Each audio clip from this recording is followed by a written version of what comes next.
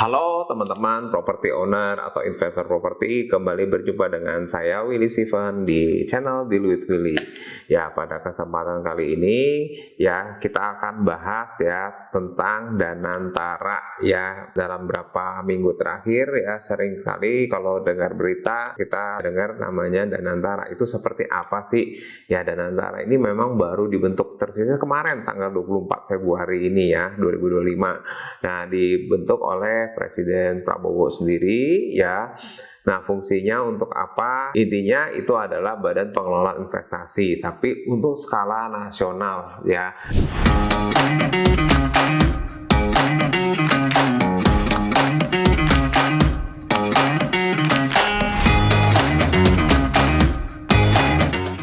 Jadi yang dikelola itu apa sih oleh Danantara? Danantara itu mengelola aset dari 7 BUMN besar ya, yaitu mulai dari Bank Mandiri, BRI, BNI, ya kemudian ada PLN, Telkom, nah Pertamina dan MindID. Ya, jadi semua aset-aset ya yang dimiliki oleh perusahaan-perusahaan negara tersebut yang besar-besar itu dengan total 14.000 triliun itulah yang akan dikelola oleh Danantara dengan tujuan harapannya itu adalah dampak perekonomian negara Republik Indonesia ini akan menjadi semakin lebih baik, lebih cepat pertumbuhannya ya, sehingga tentu aja memberikan kesejahteraan yang lebih baik juga buat kita sebagai warga Indonesia. Ya, kemudian apa aja sih yang akan diinvestasikan oleh Danantara ini? Jadi aset-aset dari BUMN tersebut akan diinvestasikan ke dalam proyek-proyek strategis seperti proyek energi terbarukan, ya kemudian produksi pangan, ya kemudian juga industri manufaktur, dan termasuk juga hilirisasi ya. Jadi semuanya itu adalah proyek-proyek yang berkelanjutan, jadi akan terus sustain untuk jangka panjang. Ya, sehingga tentunya ini menjadi sangat diharapkan sekali, memberikan kontribusi yang sangat positif, termasuk juga ya terobosan buat kemajuan negara kita. Ya, kalau tadi itu saya jelaskan sekilas tentang Danantara. Nah, bagaimana dengan kita sendiri? Ya, belajar dari pengalaman Danantara ini sebenarnya sejak 10 tahun yang lalu saya juga sudah berpandangan bahwa setiap aset yang kita miliki itu harus dikelola. Ya, jadi kita terutama ya aset-aset properti itu kalau kita miliki ya tentu saja itu tidak bisa kita diamkan begitu saja. Ya, tentu harus dikelola supaya bisa produktif memberikan penghasilan. Alih-alih kita hanya mengharapkan aset tersebut memberikan keuntungan berupa kenaikan harga. Justru sebaliknya saat ini kalau kita lebih banyak pasif atau mendiamkan aset-aset tersebut, yang terjadi malah sebaliknya. Bukan hanya nggak memberikan penghasilan, tapi justru memberikan beban ya berupa ya biaya-biaya yang timbul ya, kemudian juga ada pajak yang harus kita bayarkan secara tahunan dan lainnya ya, sehingga tentunya menyebabkan ketidakpastian buat kita sebagai pemilik asetnya.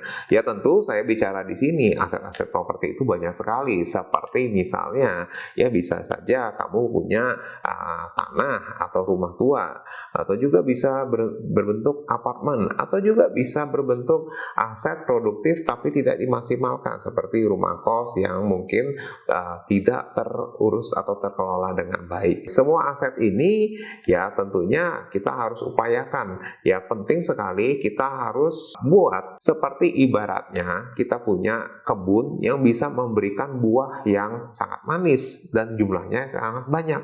Ya, itulah yang harus kita manfaatkan dengan sebaik-baiknya. Ya, kita bisa pelajari dari salah satu aset properti di mana saya bersama tim itu berhasil menaikkan revenue bisa sampai 300%. Nah, bagaimana bisa mencapai 300% itu? Ya, tentunya berawal dari ketika kita menemukan aset yang punya potensi namun saat itu kondisinya tidak maksimal.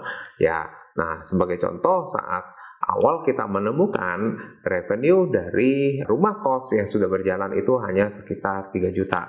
Namun setelah berhasil kita kembangkan, ya itu berhasil kita dapatkan itu saat ini lebih dari 25 juta. Ya, tentunya ini merupakan satu keuntungan juga buat kamu sebagai seorang pemilik aset yang tadinya mendapatkan beban setiap bulannya atau juga mendapatkan hasil yang tidak sepadan dengan usaha yang kamu lakukan. Dengan pengoptimalan aset yang kamu miliki tentunya ini akan memberikan keuntungan baik jangka pendek maupun juga jangka panjang. Nah, inilah yang menjadi visi kita sebagai aset manajemen properti, tentunya supaya semakin banyak orang-orang yang memiliki aset properti, termasuk kamu juga, ya bisa mendapatkan keuntungan.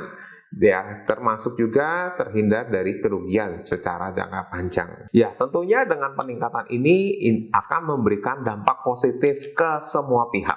Bukan hanya kepada kami, bukan hanya kepada pemilik aset atau pemilik rumah kos, tapi juga terhadap penghuninya, terhadap lingkungan, juga terhadap penerima kerja, ya dalam hal ini pengurus rumah kosnya atau pengurus asetnya. Sehingga tentunya ini akan memberi dampak yang positif secara luas kepada masyarakat.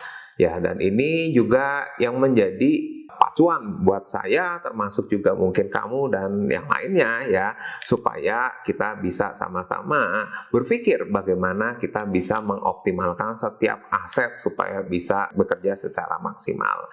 Ya, bagi kamu yang merasa video ini bermanfaat, kamu bisa share video ini kepada teman-teman kamu. Jangan lupa like dan subscribe video ini. Ya, kemudian juga aktifkan lonceng notifikasi supaya kamu tidak ketinggalan video-video saya berikutnya. Oke, sampai ketemu di video selanjutnya. Terima kasih dan bye-bye.